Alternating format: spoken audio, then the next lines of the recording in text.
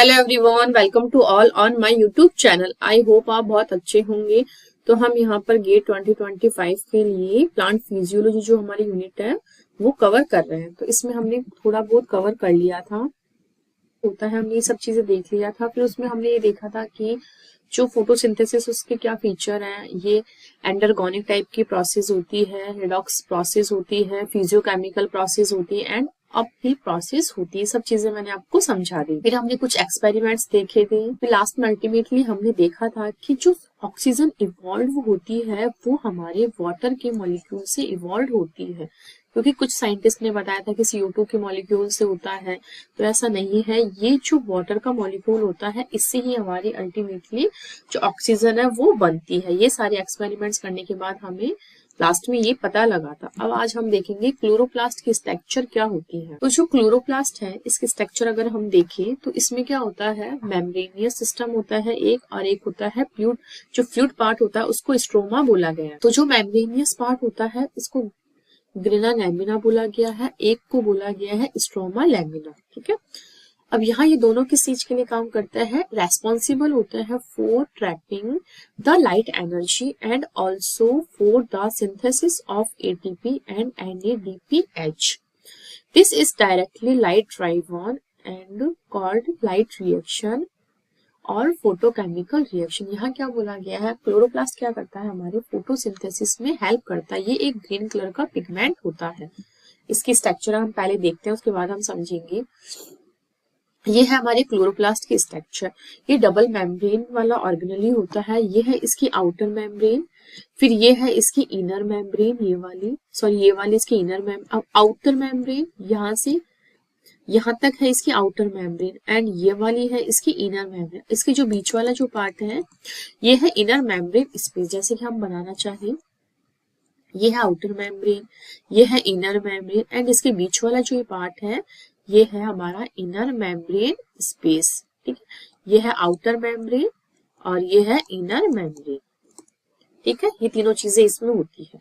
फिर उसके बाद है यहाँ पर जो फ्लूइड होता है, हमारे एक्वस फ्लूइड वाला जो पार्ट होता है वो हमारे इसका स्ट्रोमा, जो ये येलो है ना, लाइट येलो कलर का, ये वाला पार्ट है हमारे, ये जो मैं कलर कर रही हूँ येलो वाला, ये है हमारा स्ट्रोमा वाला पार्ट। ठीक है, फिर उसके बाद क्या होता है, एक जो ग्रेना होता है हमारा, ये इस तरह से जो प्रेजेंट है हमारा, ये है एक सिंगल ग्रेना, ये है एक सिंगल ग्रेना।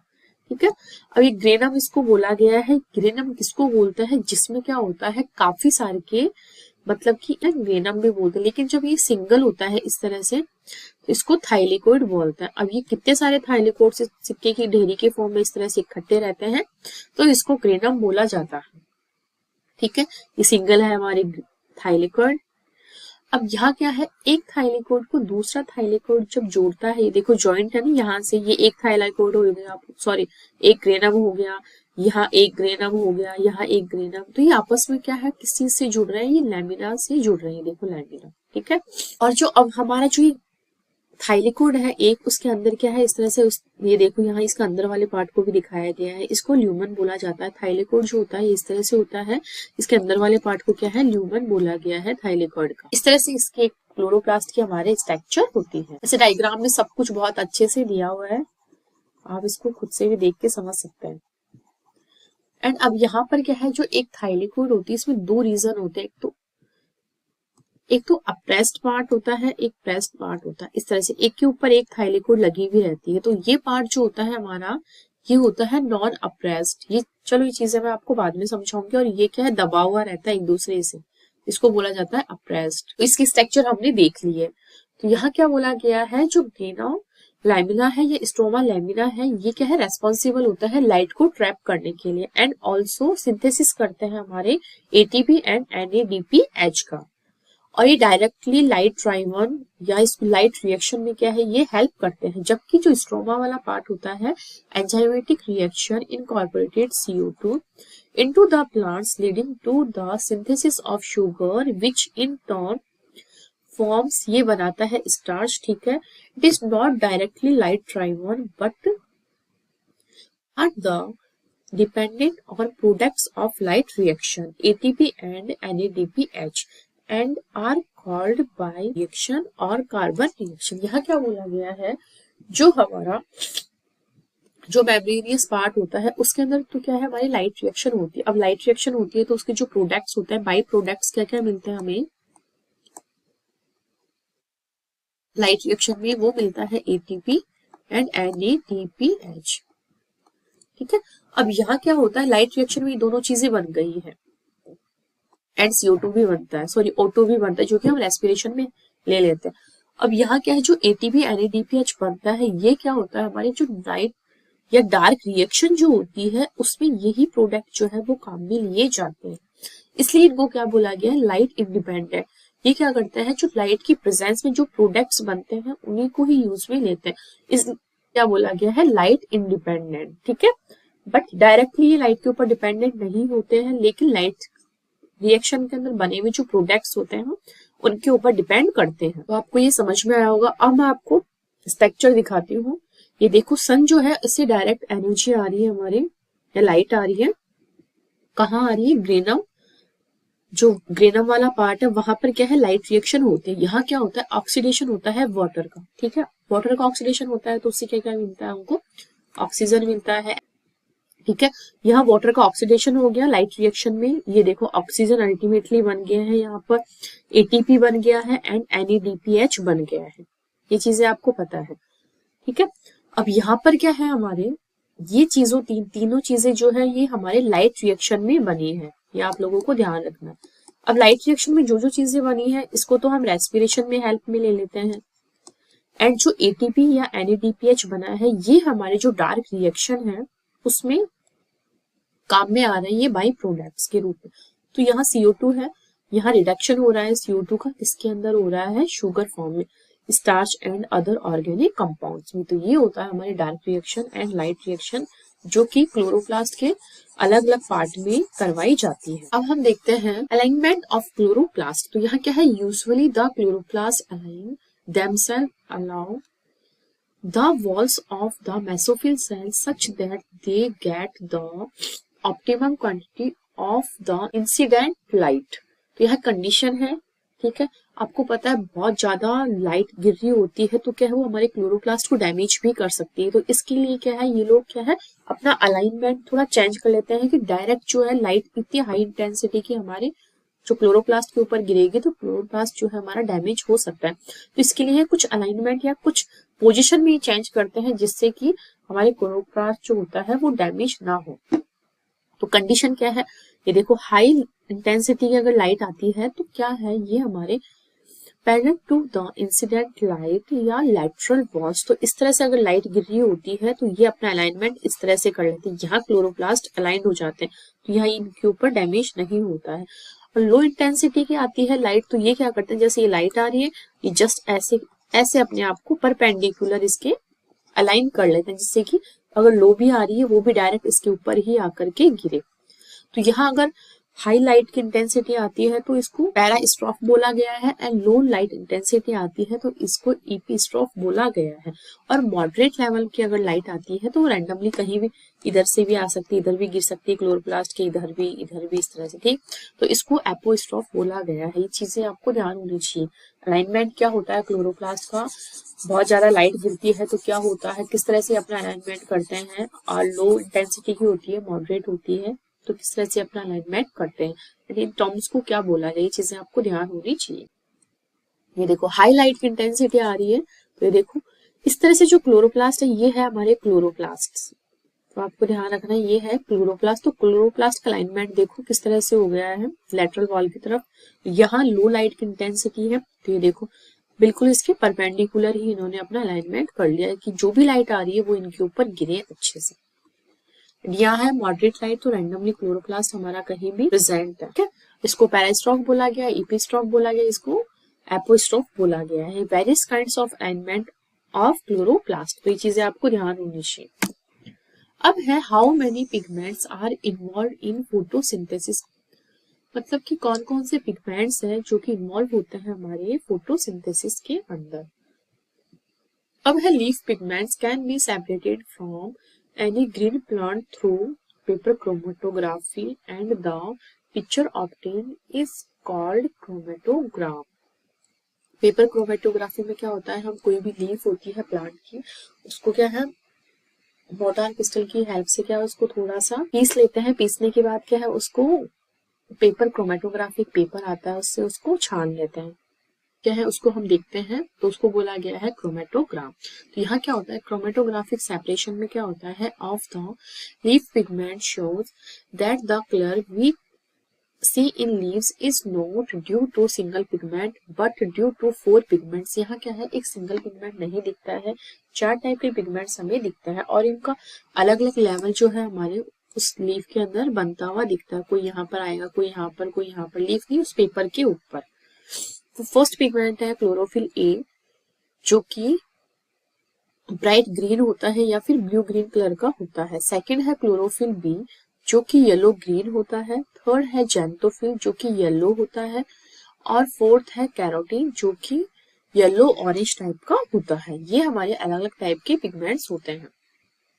अब है कुछ पिगमेंट्स बैक्टीरियो क्लोरोफिल और बैक्टीरियो पुरपुरिन इज, ये क्या है, it is purple colour pigment होते हैं और इनका फॉर्मूला क्या है C55 हाइड्रोजन 74 ऑक्सीजन 6 मॉलिक्यूल है, नाइट्रोजन 4 है एंड मैग्नीशियम। ये है इसका, ये फॉर्मूला आपको ध्यान होना चाहिए जो कि बैक्टीरियो क्लोरोफिल या बैक्टीरियो पुरपुरिन का होता है। अब बैक्टीरियो विरिडीन इसका ये कैसा होता है, ये ग्रीन कलर का पिगमेंट होता है और ये पाया जाता है ग्रीन बैक्टीरिया में। ठीक है, ये पर्पल कलर का पिगमेंट होता है, ये हमारे ग्रीन कलर का पिगमेंट होता है। क्लोरोबियम या फिर बैक्टीरियो विरिडीन क्लोरोफिल। क्लोरोफिल्स होता है, एक कैरोटीन्स होता है एंड एक होता है फाइकोब्लेंस। फाइकोब्लेंस में फाइकोइरिथ्रिन और फाइकोसाइनिन 2 टाइप के पिगमेंट्स आते हैं। तो हम क्लोरोफिल्स सबसे पहले देखते हैं, ये ग्रीन कलर के पिगमेंट्स होते हैं और ये पाए जाते हैं क्लोरोफिल आपको पता है क्लोरोप्लास्ट में। These pigments are lipid in nature, lipid nature के होते हैं, इसलिए क्या है ये वाटर में इनसॉल्युबल टाइप के होते हैं एंड सॉल्युबल होते हैं ऑर्गेनिक सॉल्वेंट्स के अंदर। अब है क्लोरोफिल जो है हमारा, इसके भी अपने अलग अलग टाइप क्या होता है। एक है क्लोरोफिल ए, तो क्लोरोफिल ए जो होता है ये हमारा ब्राइट ग्रीन कलर का पिगमेंट होता है या फिर ब्लूइश ग्रीन कलर का पिगमेंट होता है विथ मॉलिक्यूलर फॉर्मूला। इसका मॉलिक्यूलर फॉर्मूला है C55 H52O5 N4 Mg. Chlorophyll A is a universal photosynthetic pigment. Reason है present in every photosynthetic organism. ये क्या है, क्लोरोफिल ये सारे फोटोसिंथेटिक ऑर्गेनिज्म में पाया जाता है, एक एक्सेप्शन है इसके अंदर यू बैक्टीरिया को छोड़ करके। क्लोरोफिल ए क्या है, प्राइमरी फोटोसिंथेटिक पिगमेंट है। यहाँ क्लोरोफिल ए भी है, बी भी है, हमारे और भी काफी सारे हैं, लेकिन सबसे जो मेन होता है हमारा वो होता है क्लोरोफिल ए जो कि फोटोसिंथेटिक पिगमेंट की तरह काम करता है। रीजन है primary reaction of photosynthesis which involve conversion of light energy into chemical energy ATP and NADPH is mediated by chlorophyll a molecule जो कि रिएक्शन सेंटर की तरह काम करता है। Chlorophyll a is most abundant photosynthetic pigment. यहाँ क्या होता है, glycerine plus succinyl coenzyme A दोनों मिलकर के क्या बना रहे हैं, हमारे प्रोटोक्लोरोफिल बना रहे हैं। अब यहाँ पर 2 प्रोटोन है हमारे H प्लस एंड लाइट है, तो chlorophyll A and glutamic acid and chlorophyll A, इस तरह से प्रॉपर्ली हमारे क्लोरोफिल ए का सिंथेसिस होता है। 3 minerals are essential for chlorophyll synthesis. उसमें कौन कौन से मिनरल्स हैं हमारे, तो यहाँ है Mg, Fe एंड नाइट्रोजन। ठीक है, Mg and N are structural constituent, ये आपको पता है। स्ट्रक्चर में क्या है, Mg हमारे इस तरह से प्रेजेंट होता है एंड इस तरह से हमारे नाइट्रोजन प्रेजेंट होता है। ठीक है, तो मैग्नीशियम और नाइट्रोजन क्या स्ट्रक्चरल कॉन्स्टिट्यूएंट होते हैं। Light is compulsory for chlorophyll synthesis in angiosperm. जो एंजियोस्पर्म प्लांट्स होते हैं इनके अंदर क्या है, क्लोरोफिल सिंथेसिस के लिए लाइट बहुत ज्यादा कंपल्सरी होती है। अब इसकी स्ट्रक्चर जो होती है लुक्स लाइक टैडपोल की जैसे होती है, क्योंकि ये इस तरह से, क्योंकि इसके मॉलिक्यूल्स बन चुके हैं और इसके बाद क्या है, इसके अंदर बहुत बड़ी क्या है चेन पाई जाती है, तो उसको टैडपोल की जैसे इसको बोला गया। अब है पोरफायरिन हेड होता है इसके अंदर एक फाइटोल चैन होती है। मैं आपको एक बार पहले डायग्राम दिखाती हूँ। तो एक बार मैं आपको पहले स्ट्रक्चर दिखाती हूँ। तो ये देखो क्लोरोफिल ए की स्ट्रक्चर है, ये है क्लोरोफिल बी की। थोड़ा सा ही डिफरेंस होता है इसके अंदर। तो इसमें क्या होता है, जो सेकंड नंबर का कार्बन होता है, ये देखो यहाँ पर क्या है एल्डिहाइड ग्रुप आता है और यहाँ पर क्या है CH3 ग्रुप आता है। तो बस यही इतना ही डिफरेंस होता है हमारे क्लोरोफिल ए एंड बी जो क्लोरोफिल होता है इनकी स्ट्रक्चर में। ये है, ये देखो फाइटोल टेल है इसकी एंड पोरफायरिन हेड जो है ये वाला पार्ट हेड में काउंट होता है HED और ये होता है टेल के अंदर। ठीक है, तो इस तरह से ये भी आप देख सकते हो हेड है और ये है टेल वाला पार्ट, इसलिए इसको क्या है टैडपोल की जो टेल होती है उसकी जैसे स्ट्रक्चर इसको बताया गया है। अब हम देखते हैं 15 into 15 angstrom. It is hydrophobic and acidic in nature. It's a tetrapyrrole structure. Magnesium is held by 2 carbonate and 2 covalent bonds. तो यहाँ क्या है 2 covalent bond पाए जाते हैं और कोऑर्डिनेट टाइप की बॉन्ड पाए जाते हैं। ये है मैग्नीशियम, देख सकते हैं आप बीच में, एंड यहाँ पर इस तरह से 4 ये नाइट्रोजन के साथ है एंड इसके अंदर 2 क्या है हमारे कोवलेंट। फिर है इसके अंदर फाइटोल टेल पाई जाती है।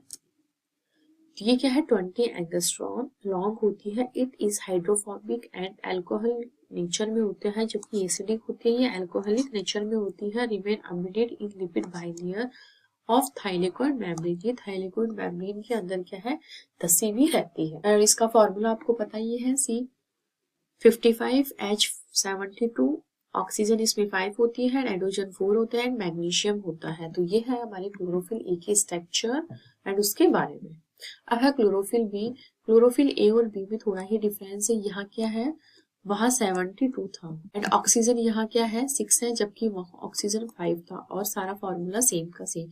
क्लोरोफिल ए में होता है 2 ऑक्सीजन 5 नाइट्रोजन 4 एंड Mg। ये है हमारे क्लोरोफिल ए का फॉर्मूला एंड ये है क्लोरोफिल बी का। तो आपको ध्यान रखना है यहाँ क्या है, it is structurally similar chlorophyll A. यह एक्सेप्शन क्या है, यहाँ पर क्या है क्लोरोफिल बी में एल्डिहाइड ग्रुप प्रेजेंट होता है in place of CH3 group at 3 position of second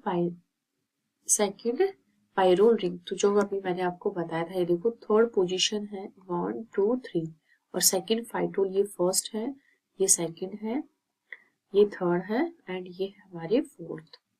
ठीक है, इस तरह से इसी में ही आपने डिफरेंस आपको मिलेगा।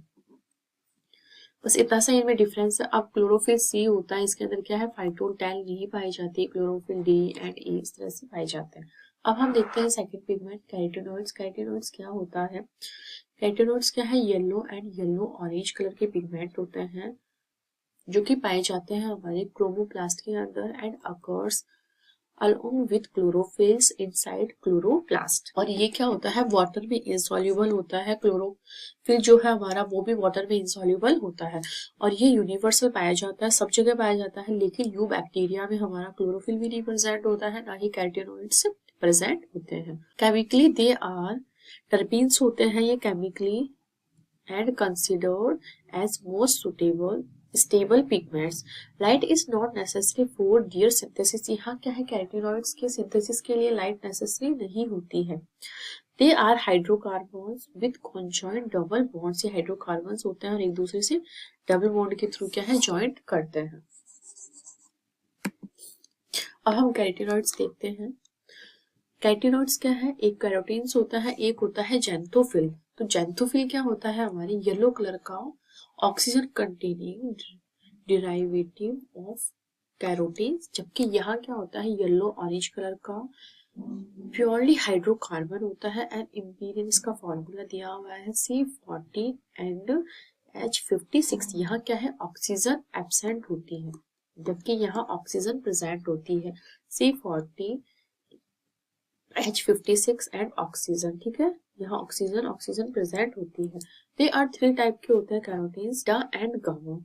तो बीटा जो होता है कॉमन टाइप का होता है जो प्लांट्स में पाया जाता है और रेस्पॉन्सिबल होता है कैरेट में, जो ऑरेंज कलर का कलर आता है कैरेट का, उस कलर के लिए क्या है ये बीटा कैरोटीन जो है वो रेस्पॉन्सिबल होता है। जबकि lutein it is common in plants, responsible होता है ऑटम कलर ऑफ लीफ का। एक है डाइटोजैंथिन, एक है फ्यूकोजैंथिन जो कि ब्राउन एल्गी में ये डाइनोफ्लैजेलेट्स में पाया जाता है। जेंथोफिल आपको ये ध्यान रखना है येलो कलर का होता है एंड ये इसके अंदर ऑक्सीजन से डिराइव्ड होता है, जबकि हमारा कैरोटीन जो होता है वो येलो ऑरेंज कलर के होते हैं एंड इनके अंदर क्या है, ऑक्सीजन एब्सेंट होता है। ये हाइड्रोकार्बन से बने हुए रहते हैं, ये चीज आपको ध्यान रखनी। अब हम देखते हैं functions of carotenoids. They are necessary pigment and make photosynthesis more efficient by absorb different wavelength के। ये क्या है, प्रोटेक्ट करते हैं क्लोरोफिल ए को from photo oxidation and they also protect करते हैं फोटोसिंथेटिक मशीनरी को by converting lethal nascent oxygen into unharmful molecular oxygen, thus called shield pigment। यहाँ क्या होता है, ऑक्सीजन जो होती है एक मॉलिक्यूल जो होता है ये हार्मफुल होता है, तो इसको क्या है, हमारा जो कैरोटीनॉइड्स होता है इसको शील्ड करते हैं या इसको बचा के रखते हैं। ठीक है, यहाँ क्या है, ये देखो हाइड्रोकार्बन है एंड एक ऑक्सीजन का मॉलिक्यूल है यहाँ पर। तो यहाँ हमारी जो नेसेंट ऑक्सीजन होती है वो लेथल होती है इनटू अनहार्मफुल मॉलिक्यूलर फॉर्मूला होता है। ये देखो इस तरह से ऑक्सीजन इससे जुड़ती है एंड इसको बाद में कन्वर्ट करते हैं, ये अपने आप में हाइड्रोकार्बन बन के निकल जाते हैं और ऑक्सीजन का एक पूरा मॉलिक्यूल बनाते हैं। Beta carotenes is act as a precursor of vitamin A. Vitamin A का प्रिकर्सर भी इनको बोला गया है, ये है हमारे विटामिन ए का फॉर्मूला। ठीक है, ये हेल्प करते हैं एंटोमोफिली एंड जू चोरी में। ठीक है, तो कैसे करते हैं, ये क्या करते हैं, इंसेक्ट्स को, बहुत कलरफुल होते हैं ना कैरोटीनॉइड्स अपने, तो इंसेक्ट्स को इनको क्या है अपनी ओर अट्रैक्ट करते हैं, तो उसमें भी ये हेल्प करते हैं। अब है फाइकोबिलेंस जो कि थर्ड टाइप का पिगमेंट है हमारा। ये वाटर में सॉल्यूबल होता है, जबकि दोनों जो हमने पिगमेंट्स पढ़े हैं वो वाटर इनसॉल्यूबल होते हैं और लिपिड सॉल्यूबल होते हैं। ओपन टेट्रापायरुल पिगमेंट्स इसमें प्रेजेंट होता है which are associated with proteins. ये क्या है, हमारे प्रोटीन से एसोसिएटेड रहते हैं। इनके अंदर मैग्नीशियम एंड फाइटोटेल जो होती है वो एब्सेंट होती है, दोनों चीजें इसके अंदर लैक होती है या फिर एब्सेंट होती है। फाइकोसाइनिन जो होता है ब्लू कलर का पिगमेंट होता है, फाइकोइरिथ्रिन रेड कलर का होता है जो कि रेड एल्गी में प्रेजेंट होता है। एक होता है एलोफाइकोसाइनिन जो कि लाइट ब्लू कलर का पिगमेंट होता है। They occur exclusively in blue-green algae and red algae as an accessory pigment। accessory pigment की तरह यहाँ इनमें algae जो है हमारे blue-green algae and red algae उनमें फंक्शन करते हैं। यहाँ अब इट्यूलेशन, इट्यूलेशन क्या होता है हमारे, आप कभी भी जैसे कि नवरात्रि वो उगाते हैं ना जो वगैरह, तो वहां क्या है उनका जो कलर होता है नॉर्मली इस टाइप का होता है। ये देखो इस तरह से पेल येलो कलर के वो बनते हैं और थोड़ी उनकी लेंथ भी अच्छी होती है। वो इस तरह से डार्क कलर का जो ग्रीन कलर होता है उस कलर में ये नहीं लगते हैं। यूटिलेशन का मतलब क्या होता है, yellowing of leaves due to deficiency of light. Light की डिफिशियंसी की वजह से क्या है इनका जो कलर है थोड़ा सा पेल येलो टाइप का आता है। Phytochrome, it is a proteinaceous pigment in angiosperm and responsible होता है सीड जर्मिनेशन एंड फ्लावरिंग के। अब हम देखते हैं एब्जॉर्प्शन स्पेक्ट्रम। यहाँ एब्जॉर्प्शन स्पेक्ट्रम में क्या है, अलग अलग वेवलेंथ की लाइट्स जो है हमारे अलग अलग जो पिगमेंट है वो एब्सॉर्ब करते हैं। तो it is graphic representation of absorption of different wavelength of light by various pigment molecules. यहाँ क्लोरोफिल ए है, बी है एंड कैरोटीनॉइड्स है जो कि डिफरेंट अलग अलग टाइप की वेवलेंथ्स को ये क्या है एब्सॉर्ब करते हैं। तो हमने जैसे एक व्हाइट लाइट होती है, तो यहाँ जैसे ही व्हाइट लाइट जो है हमारे प्रिज्म के ऊपर गिरती है तो ये अलग अलग वेवलेंथ की लाइट्स को क्या है एब्सॉर्ब करती है और इसके अकॉर्डिंग ही क्या है कलर देती है। तो यहाँ जो कलर मिलता है वो है हमारा VIBGYOR, जिसको विबग्योर बोला जाता है। तो इस टाइप का जो पिगमेंट है मतलब कलर है या लाइट है इस टाइप की, जैसे कि वॉयलेट हो गया हमारा, तो I से इंडिगो हो जाएगा, फिर है B से ब्लू कलर, G से ग्रीन कलर, Y से येलो, O से ऑरेंज और R से रेड कलर। तो ये जो कलर्स है इस टाइप की वेवलेंथ को अब्सॉर्ब करके ये टाइप का कलर हमारे जो है स्पेक्ट्रम में आता है। तो यहाँ क्या है, जो एंजलमैन थे इन्होंने ये जो एक्सपेरिमेंट था वो दिया था, इन्होंने बताया था, डिस्क्राइब किया था first action spectrum of photosynthesis by using A prism. Prism इन्होंने यूज किया था, जैसे ही प्रिज्म के ऊपर अपनी लाइट डालते हैं, व्हाइट लाइट को अगर उन्होंने डाला तो स्प्लिट हो गई वो अलग अलग स्पेक्ट्रम। तो sunlight into its spectral content, आपको मैंने बता दिया कंपोनेंट जो था अलग अलग लाइट को ये अब्सॉर्ब करते हैं and they illuminated A green algae Cladophora placed in a suspension of aerobic bacteria. The bacteria were used to detect the site of oxygen evolution. तो यहाँ इन्होंने ये बताया कि कौन कौन से एरिया में हमारे कौन कौन से जो बैक्टीरिया हुआ, क्लेडोफोरा हुआ, ये सब आते हैं। तो यहाँ देखो कौन सी वेवलेंथ जो है हमारे एरोबिक जो बैक्टीरिया है, यहाँ देखो इनकी कॉलोनी बहुत ज्यादा है, देखो इतनी ज्यादा कॉलोनी है। तो इन्होंने कितने तक की वेवलेंथ की लाइट ली है, इन्होंने 400 नैनोमीटर की जो लाइट है इसको एब्सॉर्ब किया है हमारे एरोबिक बैक्टीरिया ने। फिर हमने देखा 500 से 600 के बीच की जो वेवलेंथ है, यहाँ क्लोरोप्लास्ट जो है उसकी थोड़ी बहुत कॉलोनी आ रही है। एंड देन फिर हमने थोड़ा आगे देखा क्लेडोफोरा की जो कॉलोनी है हमें मिल रही है 600 से ज्यादा ही, मानो यहाँ से इसको इंक्रीज होना ये स्टार्ट हुई है और यहाँ तक इंक्रीज हुई है, मतलब कि 6 हम 30 मान सकते हैं एंड 700 तक जाते जाते तो डिक्रीज हो रही है, तो हम 680 मान सकते हैं। तो यहाँ तक की जो वेवलेंथ है ये बहुत सुटेबल है क्लेडोफोरा जो है हमारा उसकी ग्रोथ के लिए। तो इस तरह से क्या है, अलग अलग ऑर्गेनिज्म अलग अलग वेवलेंथ की लाइट को एब्सॉर्ब करता है या फिर अलग अलग वेवलेंथ पर अपनी ग्रोथ शो करता है। यही इन्होंने बताया था अपने एक्सपेरिमेंट में। फिर उन्होंने क्या क्या बताया था, जो बैक्टीरिया है एक्यूमुलेटेड होता है mainly in the region blue and red light. तो यहाँ देखो ये जो 400 से 500 के बीच का जो वेवलेंथ था ये है ब्लू रीजन, आपको पता है, ये देखो यहाँ तक ब्लू रीजन है एंड यहाँ से हमारा रेड रीजन स्टार्ट हो रहा है। तो जो हमारा बैक्टीरिया है ये एक्यूमुलेट हो रहा है मेनली हमारे रेड लाइट वाले रीजन में और ब्लू लाइट वाले रीजन में। इट रिजेंबल्स रफली the absorption spectra of chlorophyll A and b. यहाँ हमने बताया है क्लोरोफिल ए एंड बी का रफली स्पेक्ट्रम। तो यहाँ absorption of light by chloroplast pigment, यहाँ सबसे ज्यादा जो ले रहा है हमारी लाइट ये है हमारे क्लोरोफिल बी का। ये ग्राफ क्या है, सीधा हमारे नेट में भी ऐसे कैसे ग्राफ दे देते हैं और ये जो नाम है ये हमें नहीं देते हैं, तो हमें बताना है कि कौन सा क्लोरोफिल जो है कितनी वेवलेंथ के ऊपर लाइट को एब्सॉर्ब करता है। तो क्लोरोफिल बी है वो यहाँ तक की एब्सॉर्ब करता है, सबसे हाई कैरोटीनॉइड्स होता है, उसके बाद होता है हमारा ये देखो ब्लू वाला, इस तरह से देखो। तो ये करता है हमारे क्लोरोफिल ए जो कि यहाँ ब्लू रीजन है एंड यहाँ पर है रेड रीजन में एंड कैरोटीनॉइड्स है, ठीक है। तो इस तरह से पूरा रफली एक डायग्राम बनाया गया। इसी तरह से एक और डायग्राम है, तो यहाँ क्या दिया हुआ है, रेट ऑफ फोटोसिंथेसिस मेजर किया गया है ऑक्सीजन रिलीज को। तो स्टार्टिंग में क्या है, फोटोसिंथेसिस की रेट इंक्रीज है, लेकिन जैसे जैसे और दूसरा हमारे लाइट एब्सॉर्ब हो रही है जैसे तो डिक्रीज हो रही है, लेकिन जैसे ही रेड रीजन आ रहा है तो भी यहाँ इंक्रीज हो रही है। रेड रीजन पर भी इंक्रीज होता है फोटोसिंथेसिस एंड ब्लू लाइट के ऊपर भी क्या है, इंक्रीज हो रहा है, ठीक है। यही चीज इस ग्राफ के अंदर बताई गई है। फिर यहाँ क्या बताई गई है, रेट ऑफ फोटोसिंथेसिस वो है हमारे ब्लैक कलर में एंड एब्जॉर्प्शन जो है वो है। तो यहाँ अगर हम देखें रेट ऑफ फोटोसिंथेसिस स्टार्टिंग में बहुत ज्यादा थी, 400 वेवलेंथ के ऊपर बहुत ज्यादा थी क्योंकि यहाँ था ब्लू लाइट वाला रीजन, लेकिन जैसे ही हम गए रेड लाइट वाले रीजन में यहाँ भी फोटोसिंथेसिस की रेट जो है वो हाई है, लेकिन उसके अलावा जो रीजन है वहां पर क्या है, डिक्रीज होती है हमारी फोटोसिंथेसिस की रेट। इसी तरह से यहाँ एब्जॉर्प्शन जो होता है लाइट का वो भी ब्लू एंड रेड रीजन जो है वहीं पर ही बहुत ज्यादा होता है। तो इस तरह से यहाँ ये सब चीजें बताई।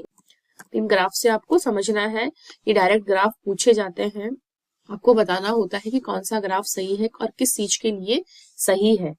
तो आपको पता होना चाहिए फोटोसिंथेसिस की रेट जो है वो ब्लू लाइट रीजन में एंड रेड लाइट रीजन में बहुत हाई होती है। इसी तरह से एब्जॉर्प्शन जो होता है लाइट का वो भी इन्हीं दोनों वेवलेंथ्स के ऊपर ज्यादा होता है। इस तरह से फोटोसिंथेसिस की रेट भी मैंने बता दी एंड एब्जॉर्प्शन होता है जो क्लोरोप्लास्ट पिगमेंट हमारी लाइट को एब्जॉर्ब करता है वो भी इन दो रीजन्स में ही बहुत ज्यादा अमाउंट में करता है। तो ये आप इस ग्राफ से अच्छे से देख सकते हैं। देखो क्लोरोफिल ए यहाँ ब्लू लाइट वाले रीजन में, सॉरी क्लोरोफिल बी जो है ब्लू लाइट वाले रीजन में कर रहा है एंड यहाँ पर क्लोरोफिल ए भी कर रहा है एंड क्लोरोफिल ए यहाँ भी रेड लाइट वाले रीजन में भी बहुत ज्यादा अमाउंट में लाइट को एब्सॉर्ब कर रहा है। तो ये सब चीजें आपको ध्यान रखनी है। तो ये था आज तक का हमारे मतलब क्लोरोप्लास्ट की स्ट्रक्चर, पिगमेंट्स के बारे में सब कुछ, कैसे एब्जॉर्प्शन स्पेक्ट्रम हमारे काम करता है। अब नेक्स्ट क्लास में हम देखेंगे मैकेनिज्म ऑफ फोटोसिंथेसिस, जिसमें light reaction and dark reaction दोनों हमारी आएगी। आई होप आपको यहाँ तक का सब कुछ क्लियर हुआ होगा। फिर भी अगर आपको कोई डाउट रहता है तो आप कमेंट सेक्शन में कमेंट करके पूछ सकते हैं। और अगर अभी तक आपने चैनल को सब्सक्राइब नहीं किया है तो प्लीज इसे लाइक कीजिए, सब्सक्राइब कीजिए, ज्यादा से ज्यादा लोगों को शेयर कीजिए। Thank you.